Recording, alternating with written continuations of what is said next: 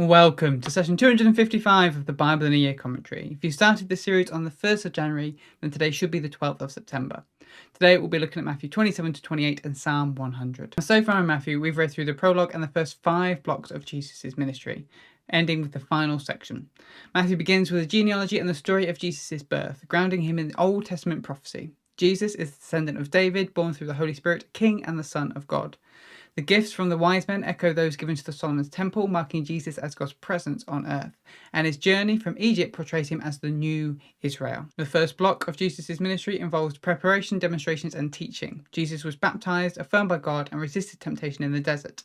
He chose his first disciples and then declared the kingdom of heaven was at hand. He healed the sick, cast out demons, and then explained the kingdom of heaven in the Sermon on the Mount, similar to how Moses did on Mount Sinai. Jesus began with the Beatitudes, emphasizing inward attitudes over outward behavior. He taught that genuine faith prioritizes God's kingdom over power, money, or self-reliance. He advised self-reflection before judging others, treating others as one wishes to be treated, and then judging others by their actions while judging ourselves by our relationship with God. The second block of Jesus' ministry applied the kingdom of heaven to people's lives, showcasing 10 miracles focused on outcasts and those far from God. The kingdom brought them healing and freedom. Jesus taught his disciples about the cost of bringing the kingdom to others, warning of persecution but promising God's support. The third block focused on responses to Jesus. John the Baptist doubted if Jesus was the Messiah, and the Pharisees challenged him even after witnessing his miracles. Jesus taught in parables, compelling those interested in God to seek answers while naturally filtering out those who wouldn't follow him even if they had understood. The fourth block revealed Jesus' identity and then subverted expectations. He fed 5,000 people, walked on water to show his divinity, and then healed and fed 4,000 Gentiles, demonstrating his mission was for all people. Jesus accused the Pharisees of prioritizing tradition over God's law. Peter recognized him as the Messiah, but Jesus clarified he was also the suffering servant. On a mountain, Jesus met Moses and Elijah, and God affirmed him as his son.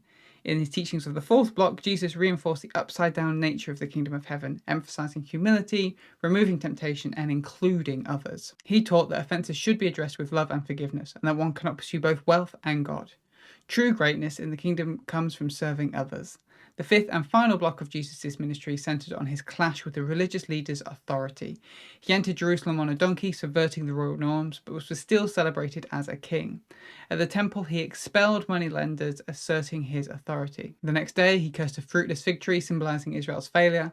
And then the Pharisees challenged Jesus' authority, but he skillfully avoided their traps and countered with parables, accusing them of hypocrisy and declaring they had rejected the kingdom. In his final teaching, Jesus issued 7 woes against the Pharisees, warning people to respect their position but not follow their hypocrisy. He mourned for Jerusalem, foretold the temple's destruction, and warned his disciples to be ready for his return. As the narrative moved towards Jesus' predicted death, he was anointed with perfume, and Judas betrayed him to the religious leaders for 30 pieces of silver. Jesus shared the Passover meal with his disciples, reframing it to foreshadow his impending sacrifice.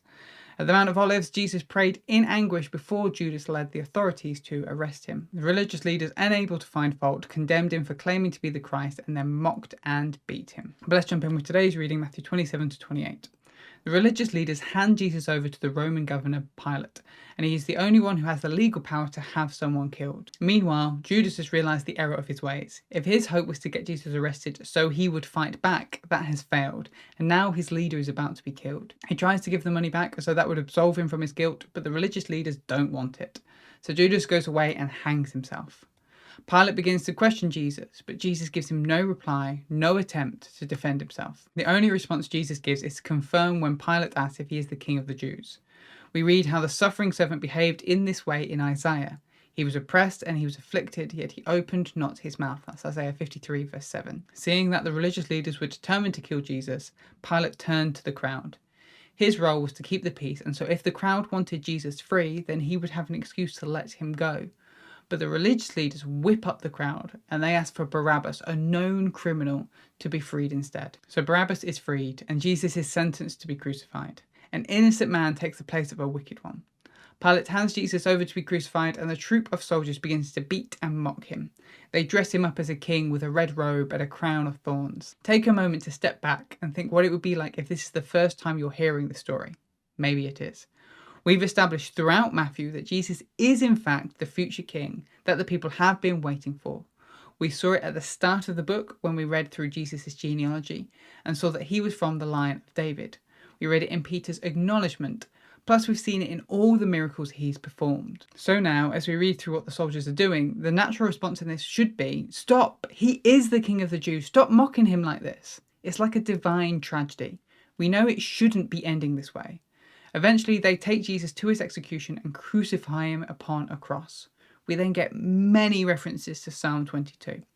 While Jesus is dying on the cross, the guards are casting lots for his clothes. That's in Psalm 22, verse 18. The crowd mock him and wag their heads. Psalm 22, verse 7. They jeer at him, saying, if he trusts in God, then let God save him. 22, verse 8. And then Jesus himself quotes the opening verse as he dies. My God, why have you forsaken me? That's in Psalm 22, verse 1, and then Matthew 27, verse 46. This may seem like a strange way for Jesus to go out. Has God actually forsaken Jesus? Psalm 22 is a powerful psalm. All the way through, the author is pouring out their suffering and the struggle they are going through. Their life is hard, and in these moments it feels like God has abandoned them. Yet all the way through the psalm, the psalmist gives praise to God and declares that no matter what they feel, they will put their trust in God.